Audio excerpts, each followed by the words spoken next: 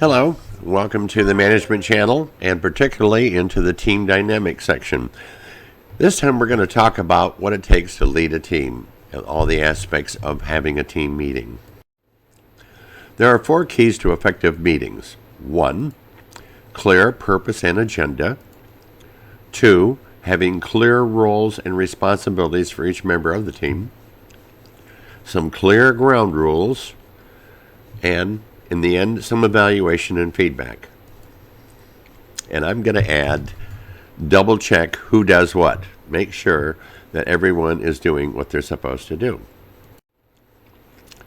So meeting leadership skills are planning the meeting, conducting the meeting, and then handling any team problem members. The success or failure of a team meeting rests primarily with the leader and their ability to interpersonally communicate. So for meetings, leadership, you should have the ability to plan meetings with clear objectives, participants and who's going to be doing what.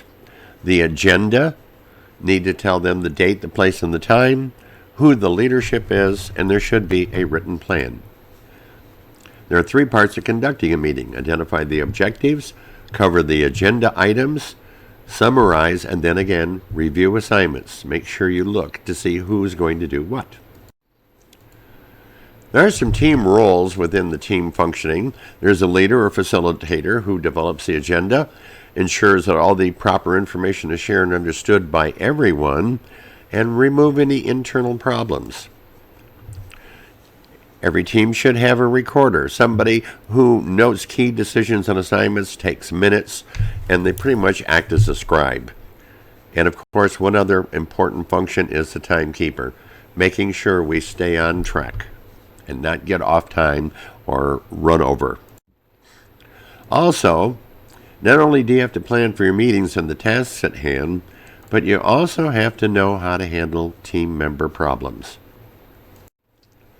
So let's take a look at handling some problem members. Number 1, the silent type. The person who never gives any input. The person who sits to the back or the side and doesn't offer much ideas into the team. How do you handle them? You get them involved. You ask them directly a question. What do you think, Sally? How should we do this? The second one is a talker. Somebody who just rambles on, blah, blah, blah, blah, blah. You need to stop them, even though it may seem a little rude, just stop them and say, we're on a time constraint here. Please keep the comments to the task at hand. The wanderer, same thing. The person who wanders off on a sidebar or a different topic. Tell them we can side table this and we'll talk about it after the meeting. Right now, we have a particular agenda. The board member, the person who's just sitting there like they couldn't care less if they're here. This is a good person to make either the timekeeper or the scribe. I recommend the scribe. They'll be busy, they won't be bored. And the arguer, someone who's constantly arguing about everything. You need to calm them down, get them to understand we're working towards a team consensus, and any sidebars they have can be discussed after the meeting. The meetings at work. Well, there are some pre-meeting planning steps.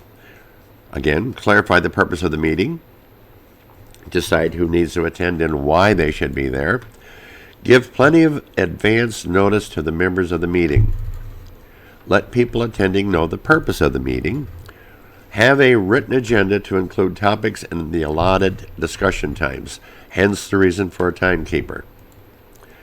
And then you circulate that written agenda and background material in advance to every member of the team so they can come prepared. And then keep meetings to 1 hour or less. Anything over an hour tends to be non-productive.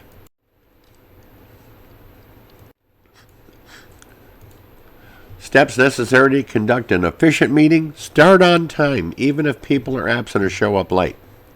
Assign a timekeeper. Why? We already discussed. You have an agenda with amount of time that you're going to spend on each topic, and the timekeepers to help you stay in that time frame. Assign a person taking meeting notes of who attended, what was discussed, the decision made, and what assignments were made to whom. Keep a list of the action items that need further exploration or assigned to someone else for the next meeting. And if you don't have all the info you need, stop the discussion and put it on an action item list. Okay, we don't know this. Put it on the list. We will find out before the next meeting. And of course, obviously, end the meeting on time. Don't go over an hour. Ensure that you follow up. Promptly distribute meeting minutes to all the attendees who came. Make sure they have the minutes so they know this is what was discussed and this is what was assigned to whom. Monitor the status of all action items required or performed after the meeting. In other words, make sure those items get done. You can also have what's called a project progress report. First, you need to know who needs to know about the project. Who wants to know about the project? Maybe upper management or a special group team leader. Who do you want to know about the project?